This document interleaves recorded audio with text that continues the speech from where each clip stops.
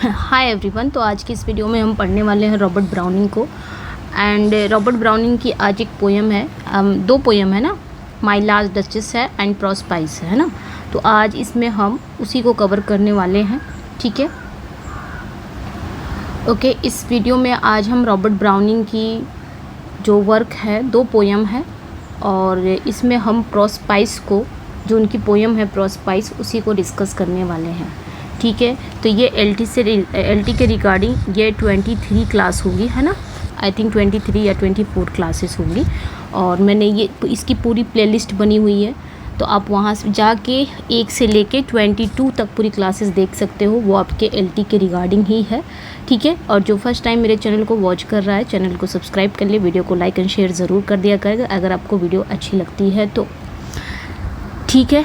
And इस channel से जुड़ने का मतलब है आपको ग्रामर भी मिलेगा, आपकी टीजीटी की भी तैयारी यहाँ पे होती है, एंड पीजीटी का भी स्टार्ट कर दिया गया है, और आपकी एलटी की बेसिक यानी कि शुरुआत से लेके तैयारी आपकी कराई जा रही है इस चैनल पर, जिसमें से आपको अभी अब तक 22 क्लासेस मिल चुकी हैं एलटी की, ठीक है। तो बहुत ही बेनिफिट होगा आप सबके लिए अगर आप इस चैनल को सब्सक्राइब करते हो तो जब सब्सक्राइब करके बेल आइकन भी प्रेस कर दिया करो, ताकि जो भी नोटिफिकेशन है वो आपको मिलती रहे, ठीक है। आगे चलिए फिर स्टार्ट करते हैं। ओके, तो रॉबर्ट ब्राउनिंग को हम पढ़ने वाले, लेकिन इनकी पोएम को पढ़ने वाले, लेकिन थोड़ा बहुत इनकी बायोग्राफी भी जान लेते हैं रॉबर्ट ब्राउनिंग की। तो इनका बॉर्न कब हुआ था? रॉबर्ट ब्राउनिंग जो हमारे हैं ये विक्टोरियन एरा के हैं, ठीक है, विक्टोरियन एरा से हैं। 1812 से लेके 1889 ये इनका टाइम पीरियड है। 1812 में जन्म होता है, 1889 में इनकी डेथ हो जाती है, और ये विक्टोरियन एरा के हैं। ऑप्टिमिस्टिक पोएट जाने जाते हैं, इनको ऑप्टिमिस्टिक पोएट कहा जाता है, ठीक है, आशावादी। एंड ऑप्टिमिस्टिक की बात हुई तो पैसिमिस्टिक पोएट किसे कहा जाता है? तो हार्डी को कहा जाता है। चलिए स्टार्ट करते हैं। ये पैदा कहाँ हुए थे, जन्म कहाँ इनका हुआ था? तो 7 मई यानी कि May 7, 1812, ठीक है, May 7, 1812 कैम्बरवेल, लंदन, इंग्लैंड में इनका जन्म होता है। यानी कि 7 मई 1812 कैम्बरवेल में हुआ था इनका जन्म। उसके बाद इनकी डेथ कब हुई थी? तो दिसंबर 12, 1889 वेनिस, इटली। तो 12 दिसंबर 1889 को वेनिस, इटली में इनकी डेथ हुई थी, ठीक है। तो ये ध्यान रखना है, ओके। और इनकी जो शादी हुई थी, एक चीज़ है ना, एरा याद रखना है, विक्टोरियन एज के थे। विक्टोरियन एज 1837 से 1901, ठीक है, यहाँ पे आप देख सकते हो इस बीच थे 1837 1901, ये विक्टोरियन एरा था। तो ये विक्टोरियन एज में भी आते हैं, ठीक है, इतना ध्यान रखना है। फिर इस स्पाउस की अगर हम बात करें, तो इनकी शादी इन्होंने किससे किया था? एक फेमस पोइटिस थी उस समय, ठीक है, उस समय एक फेमस पोइटिस थी, या बोल सकते हो आप कवियत्री, बहुत ही फेमस थी। इनका नाम था एलिजाबेथ बैरेट ब्राउनिंग। ये रॉबर्ट ब्राउनिंग से ज़्यादा फेमस थी उस समय रॉबर्ट ब्राउनिंग उतना नहीं फेमस थे जितना फेमस ये थी। ये एक पोइटिस थी, एक कवियत्री थी, फेमस पोएट थी, ओल्डर दैन हिम, ठीक है। तो ध्यान रखना है ये चीज़ें, ठीक है, जो उस समय इनसे ज़्यादा मशहूर थी, ब्राउनिंग से ज़्यादा। फिर उसके बाद क्या हुआ? ब्राउनिंग को ड्रामेटिक मोनोलॉग जो पोएटिक स्टाइल है ना, इसका क्या माना जाता है? जनक माना जाता है, या उस्ताद माना जाता है, आप जो भी इसको बोलो, ठीक है। यानी कि ड्रामेटिक मोनोलॉग के लिए जाने जाते हैं ब्राउनिंग साहब। तो ये एलिजाबेथ बैरेट ब्राउनिंग को याद रखना है। इनकी लव मैरिज होती है एलिजाबेथ बैरेट ब्राउनिंग से, लेटर्स के थ्रू। इनकी कुछ मतलब इनकी जो लव स्टोरी स्टार्ट होती है वो लेटर्स के थ्रू स्टार्ट होती है, क्योंकि ये एक कवियत्री रहती हैं, एक पोएटिस रहती हैं। तो आई थिंक इन्होंने 200 लेटर्स, आई थिंक ऐसा कुछ लेटर्स इन्होंने लिखे थे, मतलब लेटर्स के थ्रू स्टार्ट हुई थी इनकी लव स्टोरी, ठीक है। चूँकि एलिजाबेथ बैरेट ब्राउनिंग के जो फादर थे वो शादी से सख्त की शादी कोई नहीं करेगा, है ना, शादी करना था कि हाँ शादी, उनके सख्त थे कि कोई भी, ठीक है, मतलब इनके जो पिता थे ना, एलिजाबेथ के पिता, वो काफ़ी सख्त थे, बहुत स्ट्रिक्ट थे और शादी के ख़िलाफ़ थे, और उनके आई थिंक 12 बच्चे थे, ठीक है। खैर, हम इधर आते हैं, रॉबर्ट ब्राउनिंग के बारे में जान लेते हैं जो बहुत इम्पोर्टेंट है। तो यहाँ पे क्या हुआ? इनको दफनाया कहाँ गया? पोएट्स कॉर्नर वेस्टमिनिस्टर एब्बे में दफनाया गया, नेक्स्ट टू टेनिसन के बगल में। जब मैंने टेनिसन पढ़ाया था तो वहाँ पे जब टेनिसन की डेथ होती है तो टेनिसन को रॉबर्ट ब्राउनिंग के बगल में बताया था ना, वहाँ पे दफनाया गया था, तो उसी तरह इनको भी टेनिसन के बगल में दफनाया गया था। तो ये आपने ध्यान रखना है। ये जाने जाते हैं ड्रामेटिक मोनोलॉग के लिए। मास्टरपीस इनका क्या है? The ring and the bell, sorry the ring and the book. ये कब आया था? 1868 में आया था। ये आपने याद रखना है, ठीक है, ओके। चलिए, तो ये कब आया था? 1868 में आया था। मेजर वर्क्स इनका क्या है? तो major works my last duchess, Fra Lippi, Andrea del Sarto, Pippa Passes, Rabbi Ben Ezra, my last duchess, ये सब इनके मेजर वर्क्स हैं। तो आपने ये नाम याद रखना है, मेजर वर्क्स याद रखने हैं, ठीक है। आगे बढ़ते हैं, ओके। कोर फिलॉसफी की अगर हम बात करें तो रोबस्ट ऑप्टिमिज्म, मतलब इनको ये जाने जाते थे ऑप्टिमिज्म के, और ऑप्टिमिज्म में जाने जाते थे, मतलब ये आशावादी पोएट कहलाते थे, ठीक है। तो ये भी ध्यान रखना है। अर्ली लाइफ एंड इन्फ्लुएंस की बात अगर हम करें तो born to a culture middle class family, his father a bank clerk, owned a library of 6000 books, Browning's real school. तो यहाँ पे कहा जा रहा ब्राउनिंग का जो जन्म हुआ था वो एक कल्चर्ड मिडिल क्लास फैमिली में हुआ था, ठीक है। इनके पिता क्या थे? एक बैंक में क्लर्क थे और उनके पास लगभग 6000 किताबों की एक बहुत बड़ी लाइब्रेरी थी, जो ब्राउनिंग का एक असली स्कूल भी बना, ठीक है। फिर प्रोडिगी की बात अगर हम करें, ठीक है, learn multiple language, Greek, Latin, Italian and French, ठीक है। मतलब वो बचपन से बहुत प्रतिभाशाली थे, बहुत टैलेंटेड थे ब्राउनिंग साहब, और उन्होंने कई भाषाएं सीखी, कई लैंग्वेज सीखी, like Greek, Latin, Italian, French, ये सारी उन्होंने सीख ली थी। फिर आएंगे नेक्स्ट पॉइंट पे, influence by PB Shelley in youth, यानी कि अपने यूथ डेज में ये किस पोएट से सबसे ज़्यादा इन्फ्लुएंस थे, सबसे ज़्यादा प्रभावित थे?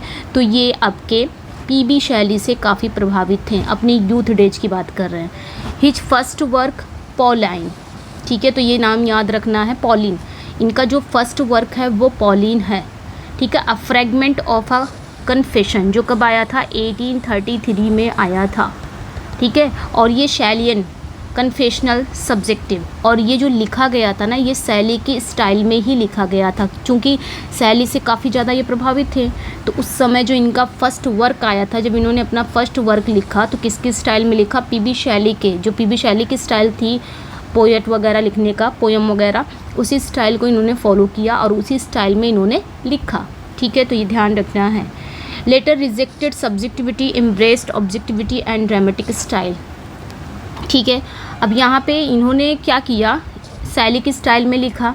शैली की स्टाइल ये थी कि कन्फेशनल थी, ठीक है, और सब्जेक्टिव थी। सब्जेक्टिव मतलब पर्सनल भावनाओं पर आधारित थी। शैली की स्टाइल ये रहती थी। भाई रोमांटिक एरा के जो पोएट हैं वो पर्सनल सब्जेक्टिव ही तो लिखते हैं, पर्सनल भावनाओं पर आधारित ही उनकी पोइट्री वगैरह रहती है। तो इस चीज़ को इन्होंने फॉलो किया, अपने फर्स्ट वर्क में फॉलो किया, लेकिन बाद में इन्होंने क्या किया? रिजेक्ट कर दिया इस सब्जेक्टिविटी को, यानी कि जो पर्सनल स्टाइल है इसको छोड़ दिया और इसे क्या बना दिया? ऑब्जेक्टिविटी बना दिया और ड्रामेटिक स्टाइल को अपना लिया, ठीक है। सब्जेक्टिविटी छोड़ दिया, यानी कि सब्जेक्टिविटी मतलब अपने पर्सनल भावनाएं, पर्सनल थॉट, इन सबको पोयम में डाल देना, जो रोमांटिक एरा के पोएट्स करते थे। PB Shelley, John Keats, William Wordsworth, ये लोग करते थे। ये लोग का सब्जेक्टिव रहता था इनकी पोइट्री। तो ये काफ़ी प्रभावित थे पीबी शैली से। इन्होंने अपने पहले वर्क को उन्हीं की स्टाइल में लिखा, लेकिन बाद में इन्हें क्या किया? इन्होंने इस सब्जेक्टिविटी को रिजेक्ट कर दिया और ऑब्जेक्टिविटी, यानी कि जिसमें पोएट दूर दूर तक नहीं रहता, अपने बारे में नहीं लिखता, पोएट का पर्सनल कुछ नहीं रहता, ऐसी पोइट्री जिसमें पोएट का पर्सनल कुछ नहीं रहता, दूसरे के बारे में लिखता हो, ठीक है, यानी कि पोएट दूर दूर तक वहाँ उसमें नहीं रहता है, वो ऑब्जेक्टिविटी स्टाइल को इन्होंने अपनाया था। तो ये ध्यान रखना है। Tried writing plays Strafford 1837 but failed on stage, this failure led him towards dramatic monologue in poetry, ठीक है। इन्होंने बहुत बार ना प्ले लिखने की कोशिश की, नाटक लिखने की कोशिश की, जैसे कि इन्होंने लिखा भी था स्ट्रैफोर्ड, ये कब आया था? 1837 में आया था। इन्होंने प्ले लिखने की कोशिश भी किया था, ये कब आया था? 1837 में। लेकिन ये क्या था? बट फेल्ड ऑन स्टेज, लेकिन ये स्टेज पर असफल रहा, फेल्ड हो गया, और इसी असफलता के कारण इन्हें कविता में ड्रामेटिक मोनोलॉग की ओर प्रेरित किया। और ये जब इसमें असफल हो गए कि मुझसे अब ये नाटक, मैं एक नाटक ये लिखे थे और लिखने की कोशिश भी की थी और उसे स्टेज पर परफॉर्म भी करने की कोशिश की थी, बट वो फेल्ड हो गया। और इसी असफलता के कारण उनका जो रुझान था वो पोइट्री में ड्रामेटिक मोनोलॉग की ओर प्रेरित कर दिया गया। ठीक है, तो ये ध्यान रखना है। Master of the dramatic monologue, जैसे कि मैंने ड्रामेटिक मोनोलॉग पढ़ाया है आपको, यूट्यूब पे ही पढ़ाया है, थ्योरी क्लास ली है, तो आप जाके ज़रूर चेकआउट करिएगा। 22 क्लास मैंने दिया है अब तक की, ये आज 23 क्लास होगी। ठीक है, और ऐसे ही चलती रहेगी आपकी पूरी क्लास, एलटी की पूरी थ्योरी क्लास ये यूट्यूब पे ही होने वाली है, कोई अदर प्लेटफॉर्म पे नहीं होगी, ना ही पेड रहेगी। ठीक है, तो ये हो गया master of the dramatic monologue में, जैसे कि मैंने पढ़ाया था, लेकिन इसमें भी थोड़ी सी जान लेते हैं ये है क्या। तो इन्हें ड्रामेटिक मोनोलॉग का मास्टर कहा जाता है, ये अक्सर एग्ज़ाम में पूछा जाता है। डिफिनेशन क्या है, अगर हम एग्ज़ाम पॉइंट से देखें इसकी डिफिनेशन, तो a dramatic monologue is a poem in a which single speaker, not the poet, addresses a silent listener at a critical moment, unintentionally revealing their own character. तो ठीक है, समझ गए। मतलब ड्रामेटिक मोनोलॉग एक ऐसी पोइट्री होती है, एक ऐसी पोएम होती है जिसमें एक ही पर्सन जो एक ही पर्सन किसी इम्पॉर्टेंट मोमेंट में एक साइलेंट लिसनर को एड्रेस करता है, और इस प्रोसेस में अनजाने में ही, मतलब एक ही पर्सन बोलता है, वो पर्सन क्या होगा, फिक्शनल कैरेक्टर होगा, एक ही कैरेक्टर बोलेगा, वो जो कैरेक्टर होगा ना वो फिक्शनल होगा, काल्पनिक होगा, वो पोएट नहीं होगा। ठीक है, जो ड्रामेटिक, देखिए ड्रामेटिक मोनोलॉग क्या होता है, मोनोलॉग मतलब क्या होता है, मोनो मतलब सिंगल, यानी कि कोई सिंगल पर्सन है जो स्पीच दे रहा है, और ड्रामा के अंदर दे रहा है तो ड्रामेटिक हो गया, या फिर ड्रामा के अंदर नहीं दे रहा है, कहीं स्पीच दे रहा है, अगर वो एक पर्सन स्पीच दे रहा है तब तक वो मोनोलॉग है। लेकिन अगर उसके स्पीच में कहानी आ गई, कोई स्टोरी सुना रहा है, तो वो ड्रामेटिक मोनोलॉग हो गया। या एक पर्सन कहानी के अंदर ही कोई स्पीच दे रहा है तब भी वो ड्रामेटिक मोनोलॉग हो गया। ठीक है, तो ये चीज़ें ध्यान रखना है। तो इसमें क्या होता है, सिर्फ सिंगल स्पीकर होता है, और ये स्पीकर क्या होता है, पोएट नहीं होता है। ऐसा नहीं कि इसमें पोएट, रॉबर्ट ब्राउनिंग कहीं नहीं इसमें है, तो इसमें पोएट नहीं होता, वो फिक्शनल कैरेक्टर ये लोग बना देते हैं। एक काल्पनिक कैरेक्टर होता है जो किसी साइलेंट लिसनर को एड्रेस करता है या साइलेंट ऑडियंस को एड्रेस करता है, और वही सिर्फ बोलता रहता है, ये फिक्शनल कैरेक्टर ही बोलता रहता है, और अनजाने में बोलते बोलते वो अनजाने में ही अपने कैरेक्टर, अपने स्वभाव का खुलासा कर देता है, मीन्स अपनी पोल को खोल देता है। तो ये होता है ड्रामेटिक मोनोलॉग।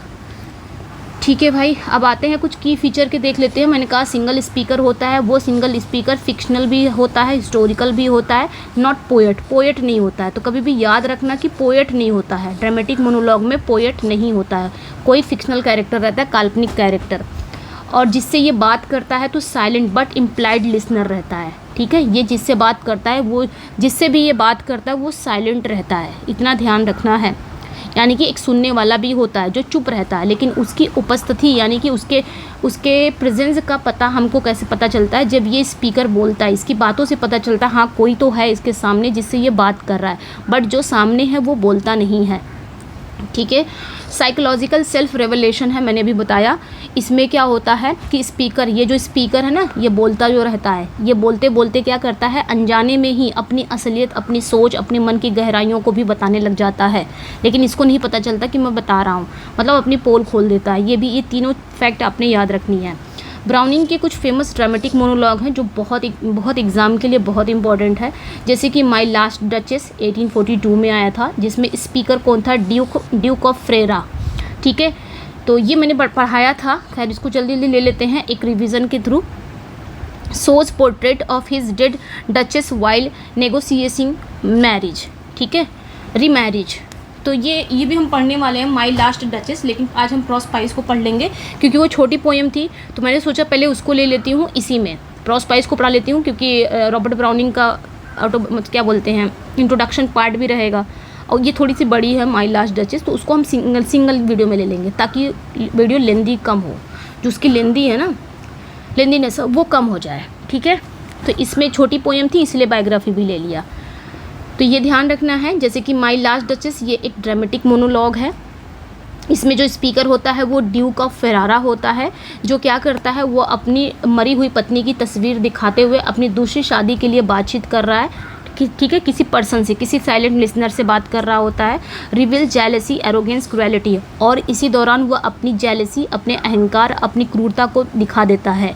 ये भी बता देता है कि कहीं ना कहीं इनडायरेक्टली वे में ये भी बता देता है कि उसने ही अपनी पत्नी को मारा है।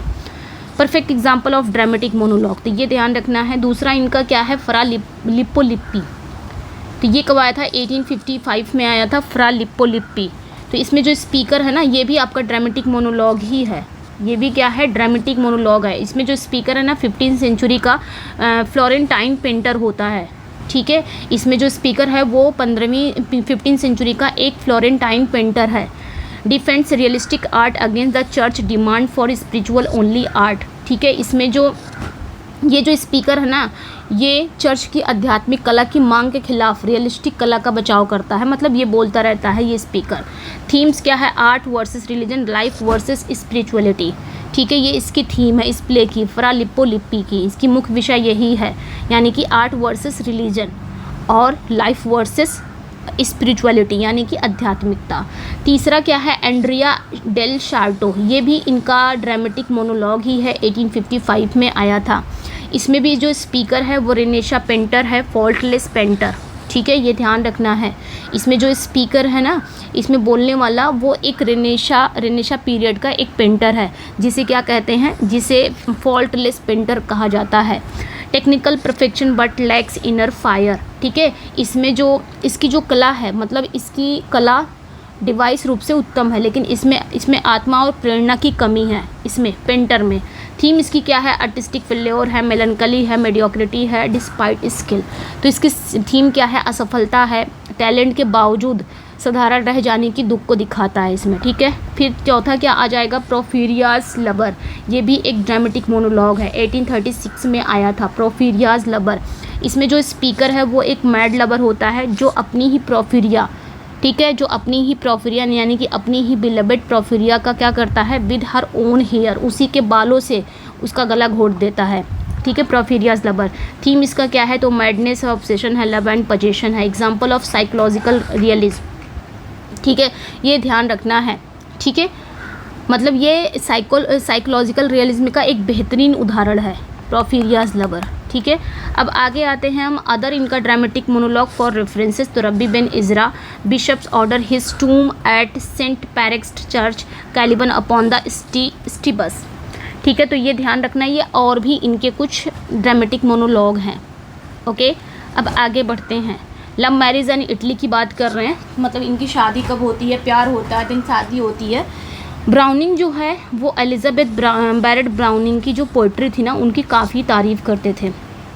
बिगेन सीक्रेट करस्पॉन्डेंस, मतलब ब्राउनिंग जो थे वो एलिजाबेथ बैरेट की जो मतलब उनकी पोइट्री के प्रशंसक थे, एडमायर थे, और उन्होंने सीक्रेटली रूप से इनको पत्र व्यवहार शुरू किया था। मीन्स क्या किया था, लेटर वगैरह से इनसे बातचीत शुरू कर दी गई थी। यानी कि इनका जो लव स्टार्ट हुआ ना, लव अफेयर हुआ, वो लेटर के थ्रू हुआ, लेटर जाने लगा। और रॉबर्ट ब्राउनिंग ने काफ़ी लेटर्स भी लिखे थे, मुझे एग्जैक्ट याद नहीं आ रहा है, 200 आई थिंक, आप लोग को याद होगा तो बताना। ठीक है, तो ये ध्यान रखना है। आई थिंक 2 मंथ में 200 लेटर लिख दिया था, ऐसे कुछ था। तो ये ध्यान रखना है, मतलब इतने ज़्यादा लेटर बहुत लिखते थे, और लेटर के थ्रू ही इनकी लव स्टोरी स्टार्ट हुई थी। फिर क्या हुआ कि Elizabeth father was tyrannical opposed marriage. मैंने अभी बताया कि एलिजाबेथ के जो फादर थे वो बहुत सख्त थे, यानी कि स्ट्रिक्ट थे, और शादी के खिलाफ भी थे। ठीक है, फिर 1846 में they eloped secretly and settle in Florence Italy, और इस नतीजन ये हुआ कि शादी के खिलाफ उनके फादर थे, तो यहाँ एलिजाबेथ को शादी करनी थी, किससे, इनसे, रॉबर्ट ब्राउनिंग से। तो ये नतीजन ये हुआ कि ये लोग ना भाग गए, एलोप कर गए, चुपके से भाग गए और फ्लोरेंस इटली में जाके बस गए, शादी उदी कर लिए थे। तो ये चीज़ें आपने याद रखनी है। ठीक है, their marriage is one of the most romantic love stories in literary history. तो ये भी ध्यान रखना है, उनकी जो शादी थी ना, ठीक है, ये भी आपने ध्यान रखना है। उनकी जो शादी थी ना, लिटरेरी हिस्ट्री में सबसे मोस्ट रोमांटिक लव स्टोरीज मानी जाती है, तो ये भी आपने ध्यान रखना है। ठीक है, अब आगे आएंगे। Elizabeth dedicated her sonnets from the Portuguese to him. तो एलिजाबेथ की जो सोनेट थी ना, उनकी फेमस सोनेट थी, सोनेट्स फ्रॉम द पुर्तगीज़, ये ध्यान रखना, सोनेट्स फ्रॉम द पुर्तगीज़। यहाँ तक था। ये जो सोनेट थी ना, ये रॉबर्ट ब्राउनिंग को ही डेडिकेटेड है, डेडिकेटेड टू रॉबर्ट ब्राउनिंग, ये याद रखना है, ठीक है। रॉबर्ट ब्राउनिंग, ये जो पोएम थी, Robert Browning wrote men and women, 1855 में आया था, during Italian years, one of his finest collections. तो ये भी याद रखना बच्चा, ठीक है, कि ब्राउनिंग ने इटली में रहते हुए, ठीक है, इटली में रहते हुए अपना सबसे बेहतरीन poetic collection men and women भी लिखा 1855 में।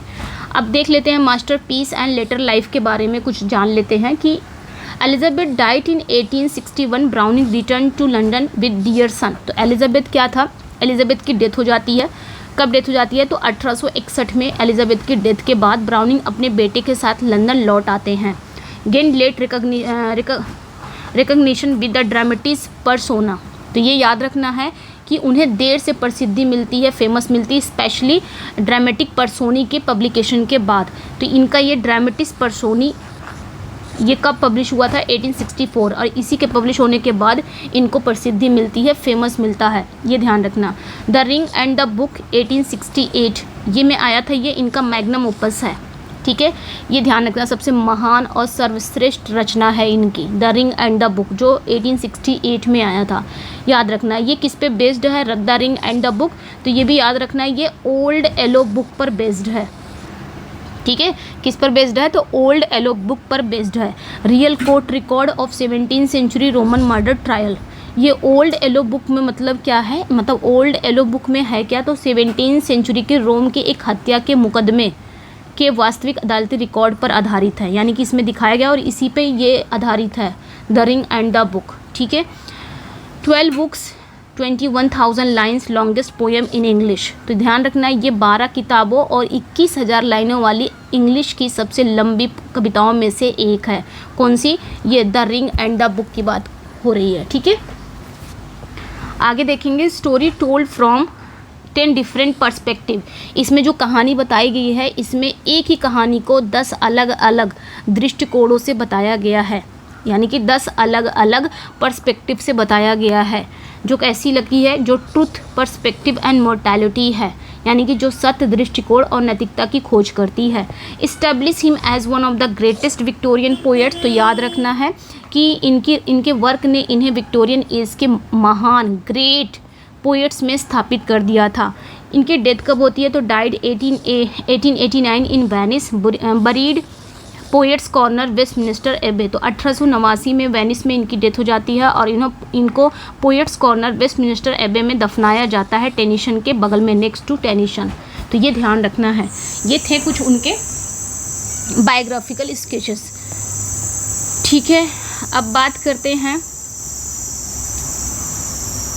ये ऑप्टिमिज्म कहे जाते थे, मतलब जाने जाते थे, आशावाद जाने जाते थे। तो थोड़ा बहुत ये जाना, ब्राउनिंग पोएट ऑफ ऑप्टिमिस्ट, पूछा जाए कि ऑप्टिमिस्ट पोएट ऑफ ऑप्टिमिस्ट कौन है, तो रॉबर्ट ब्राउनिंग है, ठीक है, ये ध्यान रखना है। Belief life struggle gives meaning, ठीक है, यानी कि इनका विश्वास था जीवन क्या है, एक संघर्ष है, और यही संघर्ष जीवन को अर्थ देता है, यानी कि डेवलपमेंट के लिए एक अपूर्णता आवश्यक है, ठीक है। Imperfection necessary to growth. Famous quote इनकी क्या है, तो ये भी ध्यान रखना, ये पिपा पासेस का कोट है, God's is in heaven all's right with a world.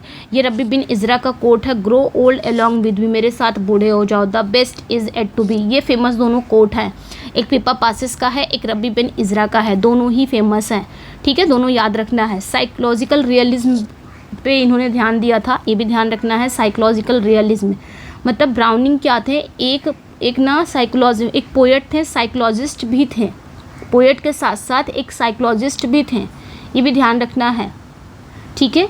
Explore hidden motives, obsessions, mental states, मतलब ये क्या करते थे, ये अपने कैरेक्टर के, जब ये वर्क लिखते थे तो ये अपने कैरेक्टर में छिपे हुए इंटेंशन, छिपे हुए जुनून, मानसिक स्थितियों को गहराई से पड़ताल करते थे। चूँकि एक क्या थे, साइकोलॉजिस्ट थे, एक मनोवैज्ञानिक रियलिज्म से भी जुड़े थे ये, ठीक है, तो ये ध्यान रखना है।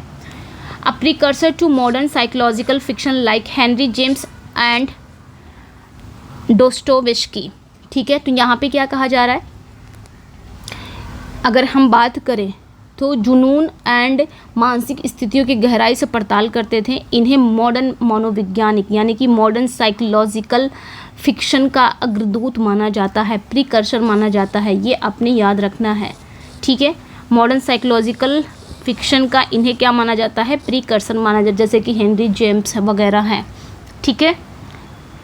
अब आगे आते हैं ऑब्सक्योरिटी एंड डिफ़िकल्टी। इनके ये जब वर्क लिखते हैं तो इनके वर्क, ये अपने वर्क को कैसे लिखते थे, यानी कि इनकी पोइट्री में हमें क्या देखने को मिलती है। तो रॉबर्ट ब्राउनिंग की पोइट्री को अक्सर आलोचना की जाती थी, ठीक है, क्रिटिसाइज किया जाता था, क्योंकि ये समझने में मुश्किल होती थी। इनकी पोइट्री बहुत टफ होती थी, उनकी लैंग्वेज काफ़ी खुरदुरी है, बहुत रफ लैंग्वेज यूज़ करते थे, इसीलिए इनकी पोइट्री की काफ़ी आलोचना भी की जाती थी। ये कहा जाता था कि इनकी पोइट्री समझ से बाहर है, समझ में आती नहीं है। तो ये कैसा यूज़ करते थे, कॉम्प्लेक्स सेंटेंस, ट्विस्टिंग सेंटेंस को यूज़ करते थे अपने पोइट्री में, जटिल सेंटेंस को यूज़ करते थे, ट्विस्टिंग सेंटेंस यानी कि घुमावदार सेंटेंसेस का यूज़ करते थे जो समझ से बाहर रहता था। हिस्टोरिकल एल्यूजन का यूज़ करते थे अपनी पोइट्री में, ठीक है, यानी कि ऑब्सक्योर रेफरेंसेस, ठीक है, यानी कि उनकी कविताओं में अनजाने ऐतिहासिक रेफरेंस देखने को मिलते थे। Rugged language fits character not polished beauty, ठीक है। रग्ड लैंग्वेज, खुरदुरी भाषा का यूज़ करते थे। वे सुंदर लैंग्वेज की जगह कैरेक्टर के अनुरूप खुरदुरी लैंग्वेज का इस्तेमाल करते थे, इसलिए इतना टफ लगती थी। Despite difficulty his poems are profound and exam favourite. इतनी ज़्यादा डिफ़िकल्टी के बावजूद इनकी पोएम इतनी डिफ़िकल्ट है, समझने में मुश्किल होती है, लेकिन तब भी ये क्या है, एग्ज़ाम का फेवरेट है, ठीक है। आगे बढ़ते हैं। की वर्क्स फॉर एग्ज़ाम अगर हम बात करें, यहाँ पे भी ध्यान रखना है। अगर हम एग्ज़ाम्स के लिए बात करें तो ऐसा पूछ लिया जाएगा कि इनकी फ़र्स्ट पोएम कौन सी है, तो पॉलिन है, जो कब आया था, 1833 में आया था, जिसमें इन्होंने शैली के स्टाइल में लिखा था, ठीक है, ये ध्यान रखना, जिसमें इन्होंने शैली के स्टाइल में लिखा था। ओके, आगे देखेंगे, ठीक है। ये की वर्क्स है फॉर एग्ज़ाम के लिए बहुत इंपॉर्टेंट है। तो पॉलिन है, ये 1833 में आया था, फर्स्ट पोएम है शैलियन कन्फेशनल, और ये कन्फेशनल थी यानी कि पर्सनल, ठीक है, पर्सनल पोएम थी, यानी कि सब्जेक्टिविटी पे थी, जो भी मैंने बताया सब्जेक्टिव थी ये, और शैली के स्टाइल में लिखी गई थी। दूसरा आपका आ जाएगा, ठीक है, दूसरी जो इनका जो वर्क था, ये एक ड्रामेटिक पोएम था, फर्स्ट सक्सेस इनसे मिली, ठीक है, पैरासेल्सियस, ये दूसरा था। ये क्या था, ये 1835 में आया था, ठीक है, ये ध्यान रखना है, ये 1835 में आया था। तीसरा जो आपका आ जाएगा, ये स्ट्रैफोर्ड था, ये इनका अनसक्सेसफुल प्ले था, यही एकमात्र प्ले था, अनसक्सेसफुल था। 1837 में इन्होंने सोचा कि लाओ हाथ आजमाया जाए नाटक भी लिखने का, बट ये स्टेज पे अनसक्सेसफुल रहा, ठीक है। फिर चौथा है पिप्पा पासेस, एकदम सीक्वेंस से चले आ रहे हैं, ठीक है, 1833, 35, 36, फिर 1841, यानी कि पिप्पा पासेस कब आया था, 1841 में आया था। Famous for quote God's in a his heaven, ये जो पिप्पा पासेस है ना, ये इस फेमस कोट्स के लिए जाना जाता है, ठीक है बच्चा, ये ध्यान रखना है। उसके बाद आ जाएगा माई लास्ट डचेस, ये कब आया था, 1842 में आया था। बेस्ट ड्रामेटिक मोनोलॉग, अगर पूछा जाए बेस्ट ड्रामेटिक मोनोलॉग का उदाहरण, तो यही सबसे अच्छा एग्जाम्पल है। मेन एंड वीमेन, ये 1855 में आया था। मेच्योर कलेक्शन था इनका था। फिर फरा लिप्पो लिप्पी, ये 1855 में आया था। एंड्रिया डेल शार्टो, ये भी 1855 में आया था। प्रोफीरियाज लबर, ये भी 1836 में आया था, ड्रामेटिक मोनोलॉग ही है। रब्बी बेन इजरा 1864 में आया था। The ring and the book, ये इनका मैग्नम ओपस वर्क है, जिस तरह प्रील्यूड है वर्ड्सवर्थ का, उसी तरह ये भी इनका भी मास्टरपीस वर्क है। The ring and the book 1868 में आया था। फिर ड्रामेटिस परसोनी, ये आया था 1864 में आया था।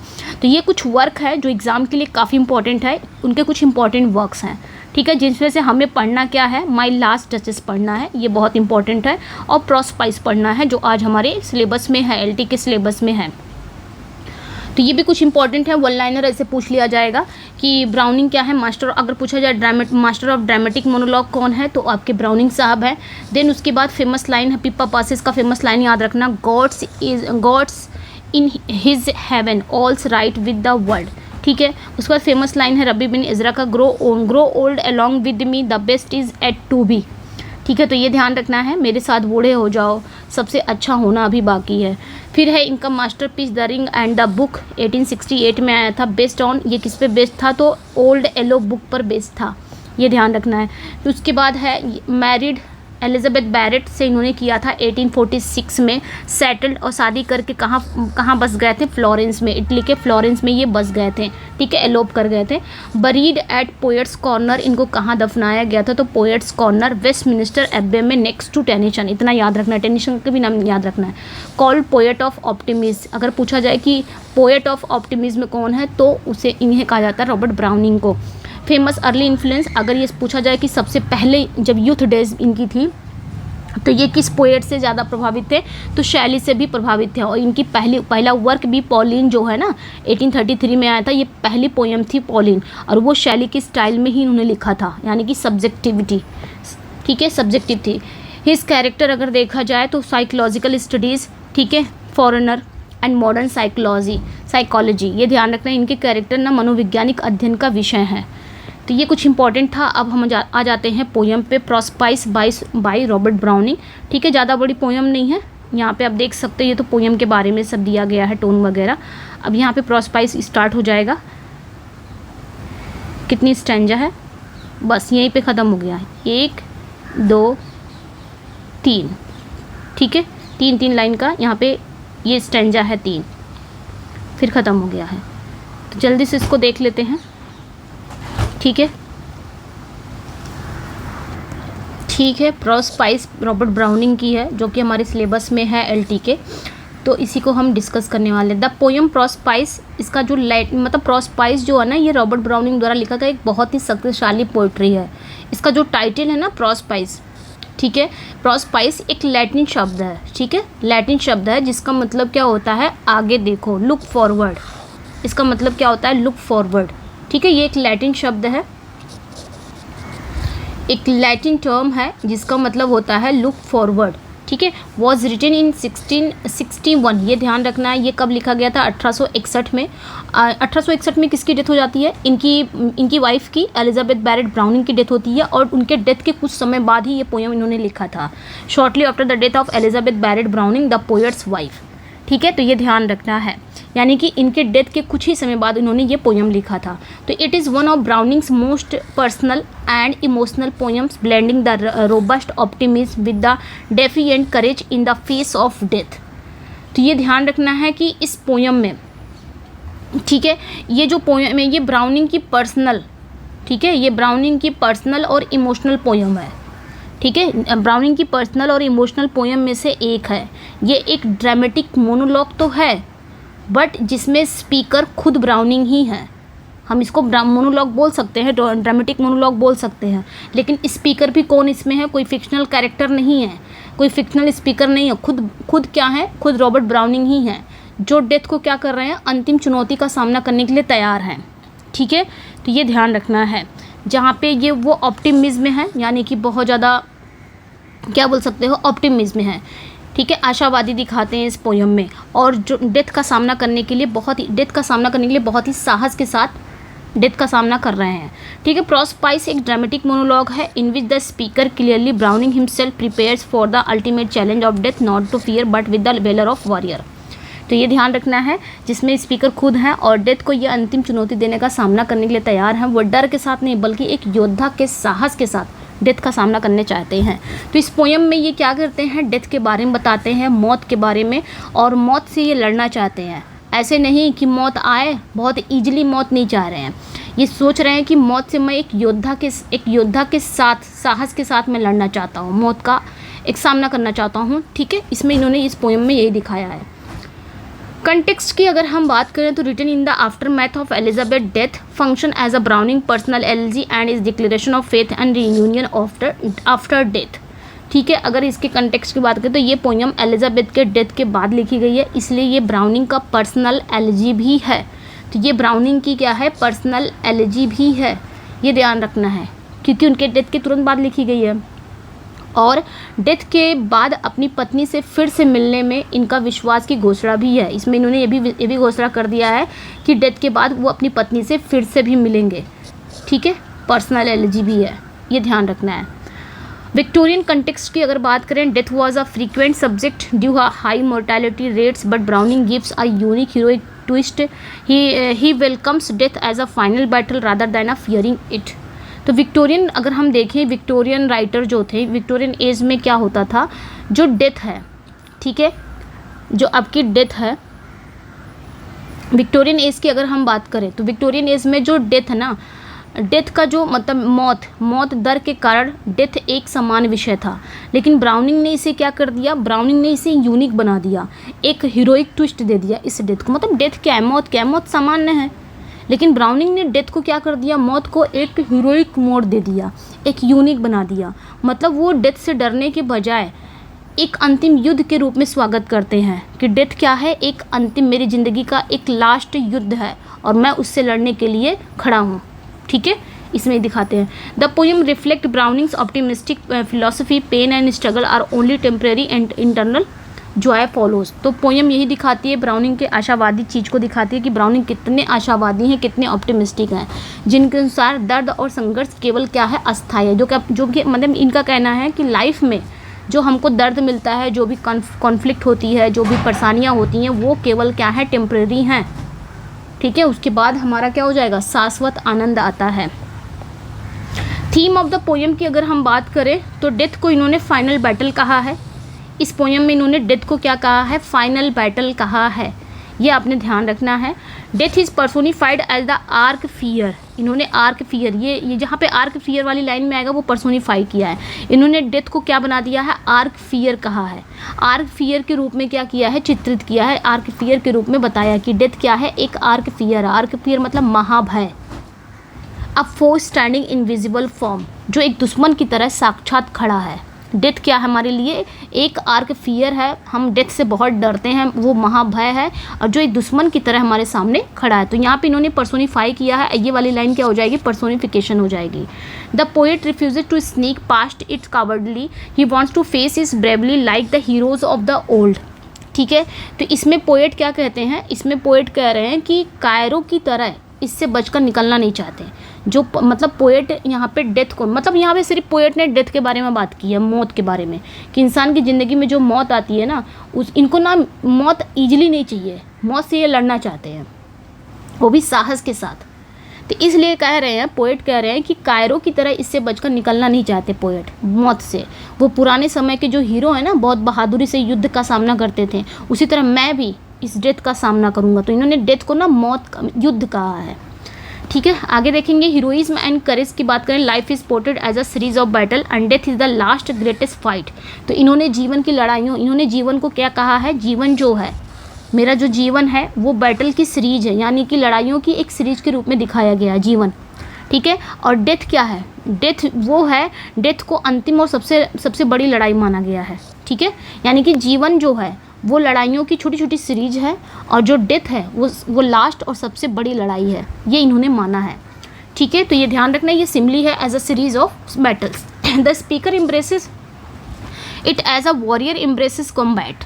तो स्पीकर इसे वैसे ही गले लगाता है जैसे एक योद्धा युद्ध को गले लगाता है, उसी तरह इसमें जो पोएट है, जो स्पीकर है, वो भी मौत को ऐसे ही गले लगाता है, ठीक है। फेथ एंड रीयूनियन की अगर हम बात करेंगे इस पोयम में, ठीक है, तो beyond death lies not just peace but reunion his beloved wife, यानी कि डेथ के बाद क्या होगा, ठीक है।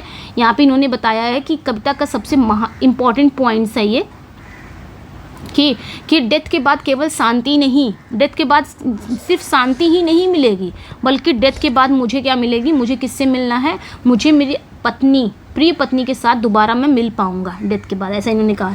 फाइनल विजन ये इनका वो था, ऑप्टिमिस्टिक था, ठीक है, आशावादी था। Final vision is tender and hopeful, O thou soul of my soul I shall clasp thee again. तो ये लास्ट लाइनें हैं प्रोस्पाइस की, ये लास्ट लाइनें हैं, ओ thou soul of my soul, ठीक है, ओ मेरी आत्मा की आत्मा, आई शैल क्लैस्प दी अगेन, मैं तुम्हें फिर से गले लगाऊंगा। ये किसे कहते हैं, वो अपनी पत्नी को याद करके बोलते हैं, ठीक है। यहाँ पे उनका एक ऑप्टिमिज्म दिख रहा है, एक आशावादी दिख रही है कि वाकई में मरने के बाद वाकई में ये अपनी पत्नी से मिल लेंगे, इतना इनको भगवान पे विश्वास है और ये इतना ज़्यादा ऑप्टिमिज्म है, ठीक है। Typical of Browning, pain and darkness are temporary leading to light, peace and eternal. ये इनका ऑप्टिमिज्म ये बताता है, ब्राउनिंग की ये खासियत है, वो मानते थे कि पेन और डार्कनेस ये सब क्या है, ये सब टेम्परेरी हैं। यानी कि अगर आपके जीवन में दर्द और अंधकार आ रहा है, मुसीबत आ रही है, ये सब टेम्परेरी हैं। इसके बाद आपको ना light, peace and eternal love मिलेगा। ठीक है।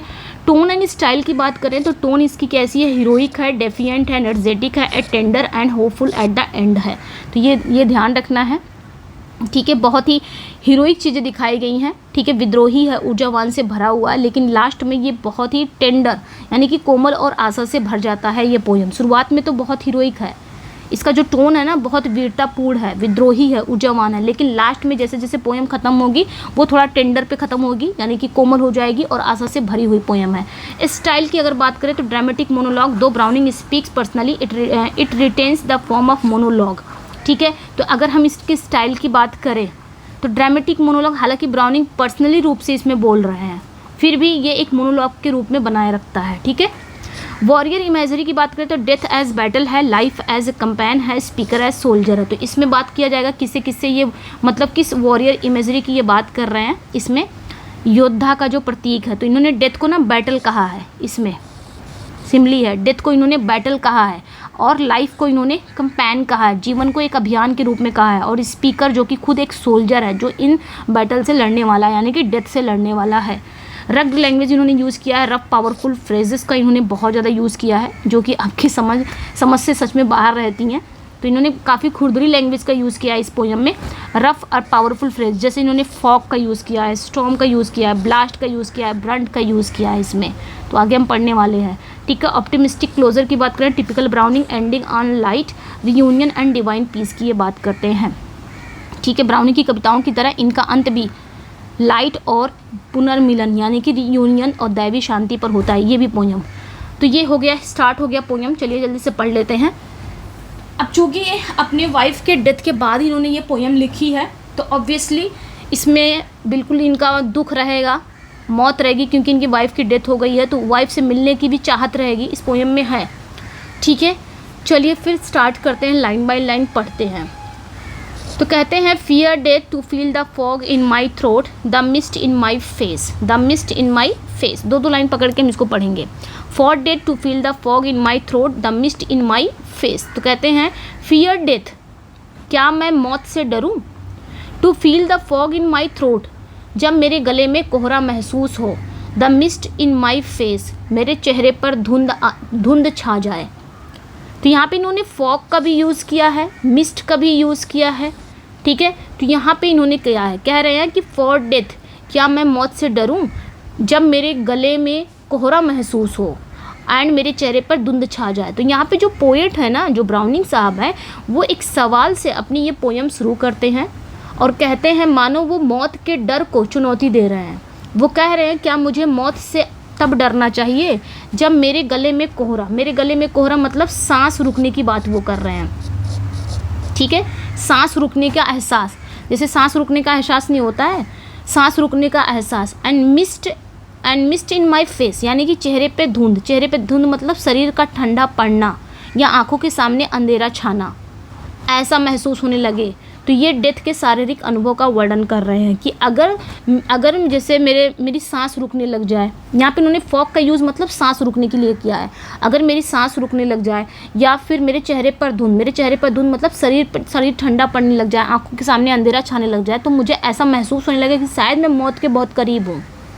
तो क्या मुझे मौत से डरना चाहिए, ये सवाल कर रहे हैं। तो इस सवाल के साथ ये पोयम शुरू होती है। ठीक है। डेथ का सामना, स्टैंजा 1 में ये डेथ का सामना बताते हैं। स्टैंजा 1 में ये क्या करते हैं, डेथ से सामना करते हैं। ठीक है। डेथ का सामना करते हैं स्टैंजा 1 में। फिर आगे क्या कह रहे हैं, इतना समझ में आया, ये 2 लाइन समझ में आ गई होगी। ठीक है। कि जब मेरी सांस रुकने लग जाए या मेरे शरीर ठंडा हो जाए, आंखों के सामने अंधेरा छा जाए, कुछ ऐसे लक्षण आने लग जाएं, तो ये तो मौत का निशानी है ना, कि मौत शायद करीब है। तो क्या मुझे मौत से डरना चाहिए? फिर कह रहे हैं, when the snows begin and the blast denote I am nearing the place। फिर कह रहे हैं कि when the snows begin, जब बर्फबारी शुरू हो जाए, and the blast denotes, और तूफ़ानी हवाएं संकेत दें, I am nearing the place, और तूफ़ानी हवाएं क्या करें, संकेत दें कि मैं उस जगह के करीब पहुंच रहा हूं। यहाँ पे बर्फबारी का मतलब क्या हुआ, यानी कि स्नोज बिगिन का मतलब क्या हुआ, बता दे रही हूँ यहाँ पे। ठीक है। यहाँ पे स्नोज बिगिन का मतलब हुआ जो सफ़ेद, बुढ़ापा, बुढ़ापा मतलब सफ़ेद बाल। बर्फबारी यानी कि जब बर्फबारी शुरू हो जाए, यानी कि बुढ़ापे की ये बात कर रहे हैं। एंड ब्लास्ट डिनोट, बुढ़ापा मतलब वो भी एक डेथ का ही सिंबल है ना, मतलब डेथ की, ठंडक का ही सिंबल है, डेथ की सिंबल है बुढ़ापा। तो ब्लास्ट डिनोट की बात यहाँ पे क्या कह रहे हैं, आगे कह रहे हैं तूफ़ानी हवाएं, ठीक है, कह रहे हैं तूफ़ानी हवाएं संकेत दें, यानी कि ब्लास्ट डिनोट यानी तूफ़ानी हवाएं मतलब जीवन के अंतिम कठिन सांसों का प्रतीक है।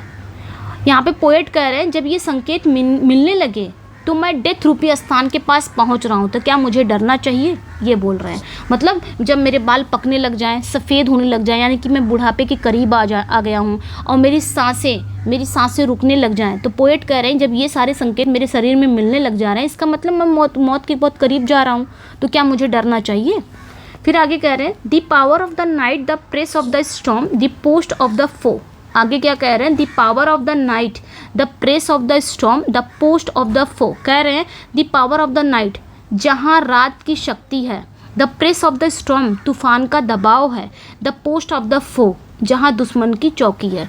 इसका मतलब क्या हुआ, यहाँ पे पोएट ना डेथ की तुलना एक शक्तिशाली रात और भयंकर तूफान से करते हैं, ठीक है।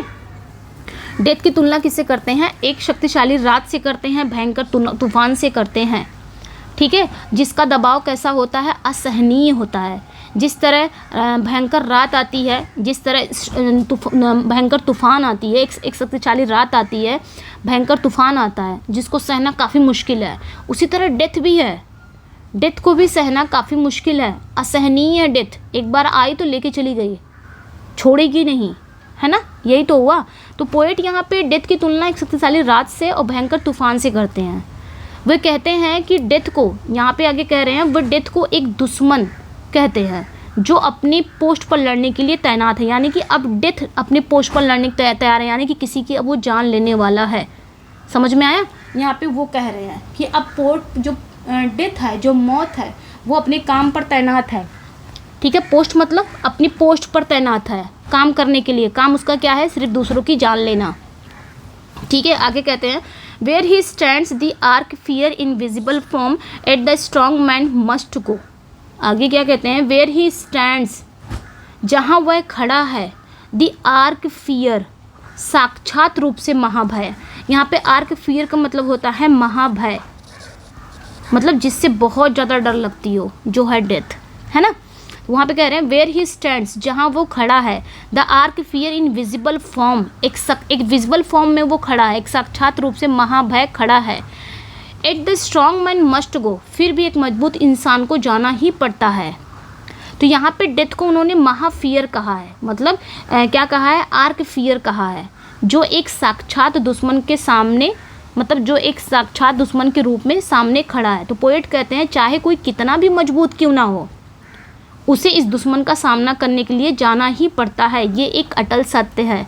मतलब इंसान चाहे कितना भी स्ट्रांग क्यों ना हो, कितना भी स्ट्रांग, जब ये आ जाएगा दुश्मन ना आपके सामने, तो आपको इसके साथ जाना ही पड़ेगा। ये एक अटल सत्य है जिसको झुठलाया नहीं जा सकता। मौत एक ऐसी चीज़ है, इन्होंने मौत को कहा है, मौत को इन्होंने आर्क फियर कहा है, ठीक है, ये ध्यान रखना है। अब आगे क्या कहते हैं, for the journey is done, for the journey is done and the summit attend and the barriers fall. जितनी भी ब्लैक जितना भी है ना, सब इंपॉर्टेंट लाइनें हैं, ठीक है, इंपॉर्टेंट पॉइंट्स हैं। तो यहाँ पे क्या कह रहे हैं, for the journey is done, क्योंकि जीवन की यात्रा क्या हो चुकी है, पूरी हो चुकी है। एंड द समिट अटेंड, और शिखर प्राप्त हो गया है। एंड द बैरियर्स फॉल, और सारी बाधाएं गिर चुकी हैं। तो यहाँ पे पोएट क्या कहते हैं, पोएट कहते हैं अब डरने की ज़रूरत नहीं है, मौत से अब डरने की ज़रूरत नहीं है, क्योंकि जीवन की यात्रा समाप्त हो चुकी है।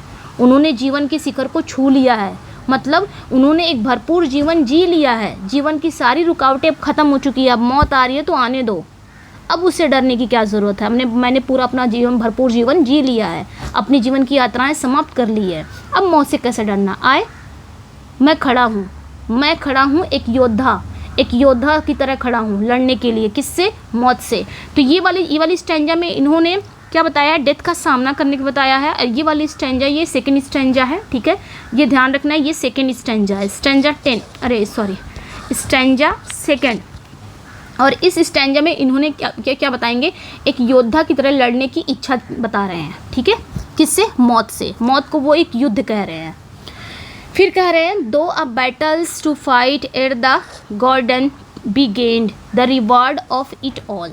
फिर कहते हैं though a battles to fight at the guerdon be gained, मतलब हालांकि दो पुरस्कार प्राप्त करने से पहले एक लड़ाई लड़नी है, ठीक है, the reward of it all, जो इस सब का इनाम है। पोएट कहते हैं जीवन का जो अंतिम पुरस्कार है, गॉर्डन मतलब क्या होता है, लास्ट पुरस्कार, लास्ट इनाम।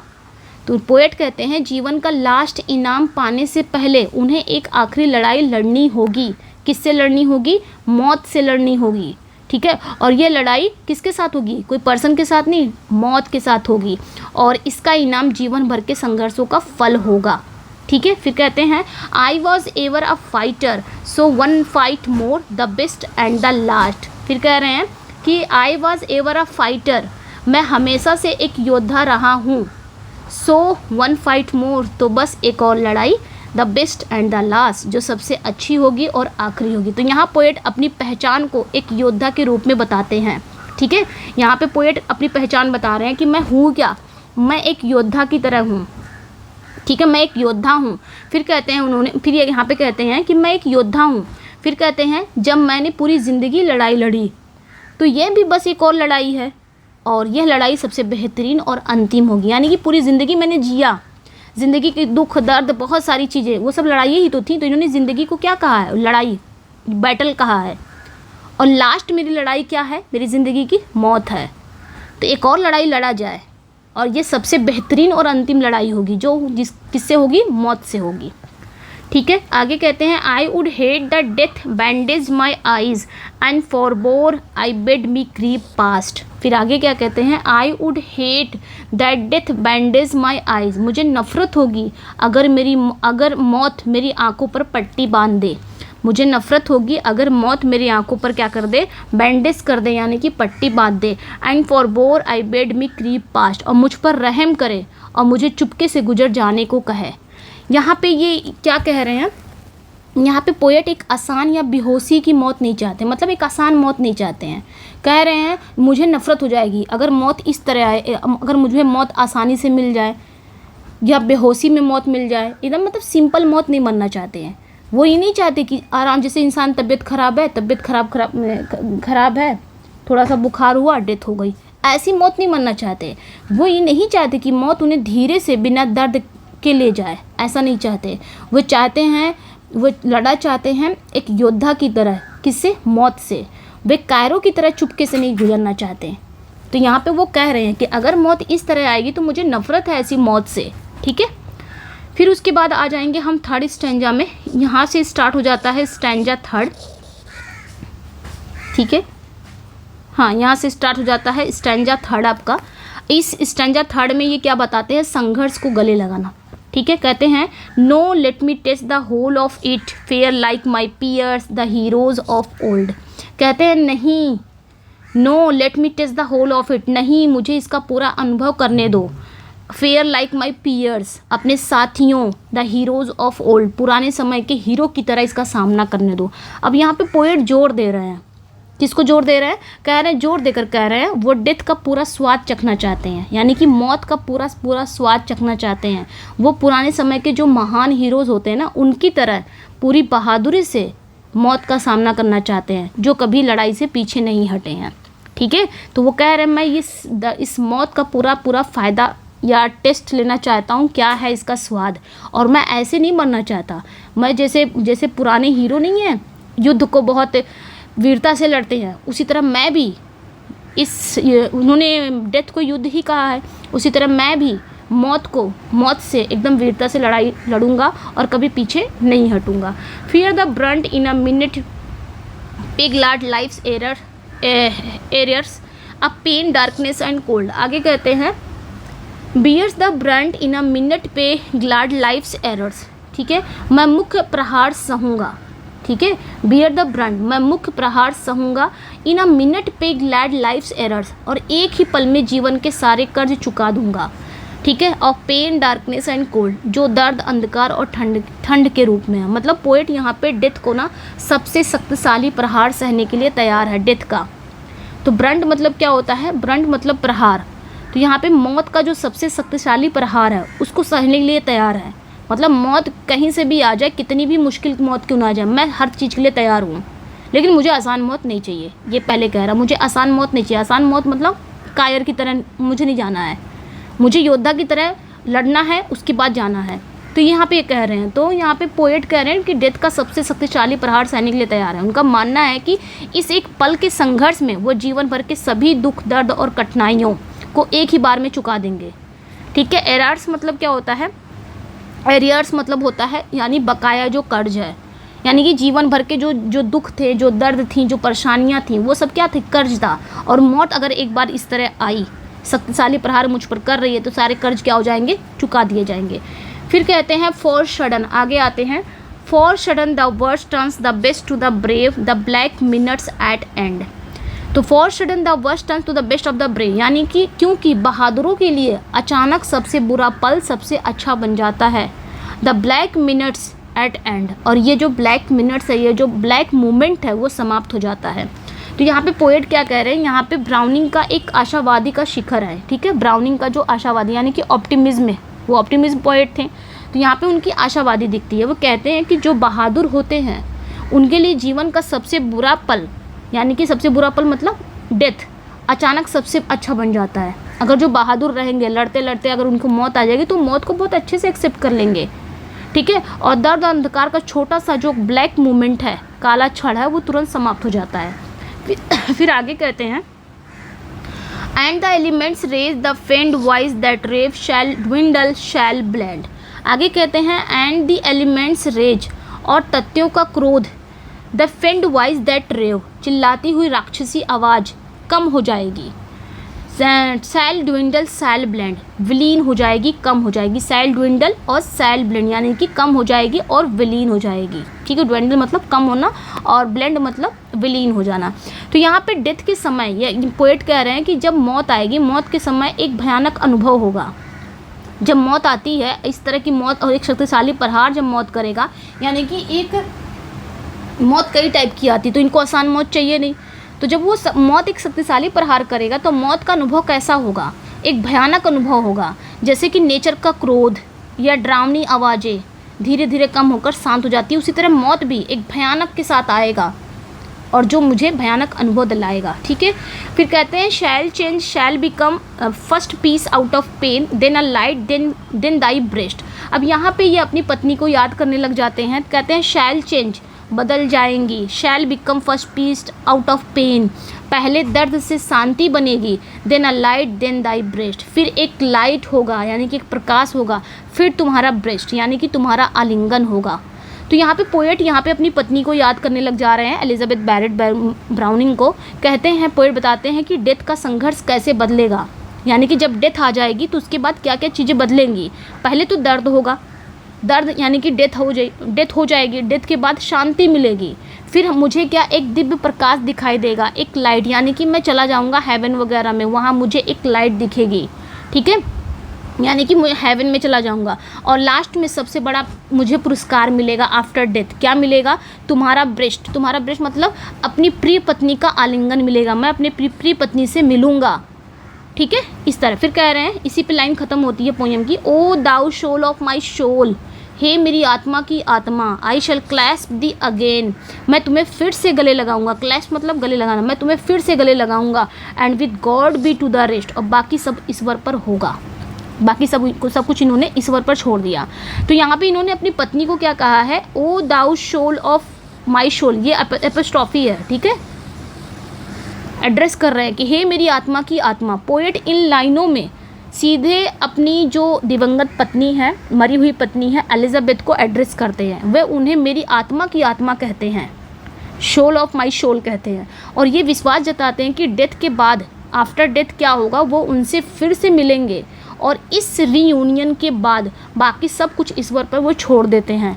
तो ये क्या है, एक प्रेम, आस्था और आशा का एक शक्तिशाली अंत है। यानी कि वो यहाँ पे क्या दिखा रहे हैं, एक ऑप्टिमिस्टिक दिखा रहे हैं ना, ऑप्टिमिज्म दिखा रहे हैं, आशा दिखा रहे हैं, प्रेम दिखा रहे हैं कि मरने के बाद उनकी बीवी से उनकी मुलाकात होगी। तो ये क्या है, भगवान पे एक विश्वास है और एक आस्था है। प्रेम तो है ही है उनकी बीवी से, एक आस्था भी है भगवान से, एक आशा भी है। तो इसी के साथ ये पोयम ख़त्म हो जाती है। ठीक है, तो ये था पोयम आपकी प्रोस्पाइस। क्रिटिकल एप्रिसिएशन की बात करेंगे तो आपने पढ़ लेना है ये सारी चीज़ें। ठीक है, कुछ और नहीं है इसमें। ओके, की कोट्स है, ये की कोट्स आपने पढ़ लेना है। ठीक है, I was ever a fighter, इसी पोयम की लाइनें हैं। So one fight more the best and the last. ठीक है, I would hate that death bandage my eyes and forbore bade my creep past for sudden the worst turn the best to the brave O thou soul of my soul. ये ending की line है। I shall clasp thee again and with God be the rest. ठीक है बच्चा, तो ये आपने ध्यान रखना है, ये की कोड्स हैं, यानी कि इस पोएम की ये यहाँ से लाइनें पूछी जा सकती हैं, इंपॉर्टेंट है। ठीक है, और इंपॉर्टेंट फैक्ट्स की अगर बात करें तो प्रोस्पाइस जो है लैटिन है, जैसे कि लुक फॉरवर्ड, अभी हमने ऊपर पढ़ा है इसको। ठीक है, तो ये ख़त्म हो गया। ठीक है, बाकी आप पढ़ लेना। चलो मैं यहीं पे क्लास को एंड करती हूँ। और तो इसमें कुछ था नहीं जो मैंने पढ़ाया नहीं है, सब पढ़ा दिया है। ठीक है, और अगर आपको वीडियो अच्छी लग रही हो तो अब क्या करिए, लाइक करें, शेयर करें, सब्सक्राइब करें। ठीक है, ये ध्यान रखना है। तो Prospice one of Browning most moving personal poems हैं। ठीक है, कंबाइंड प्राइवेट ग्रीफ भी इनमें देखने को मिलता है, यूनिवर्सल करेज अगेंस्ट। इसी पोएम के बारे में थोड़ा सा क्रिटिकल एप्रिसिएशन है।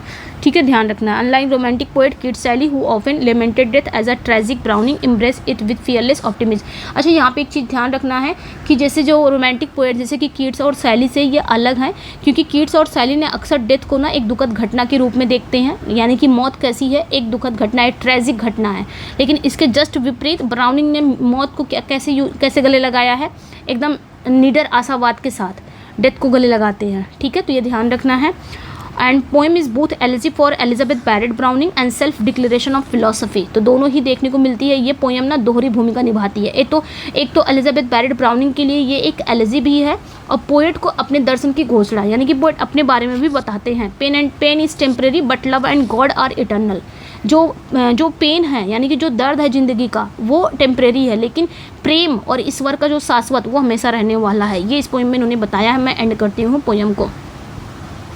ठीक है, तो इसमें हमने दोनों चीज़ें कवर की हैं।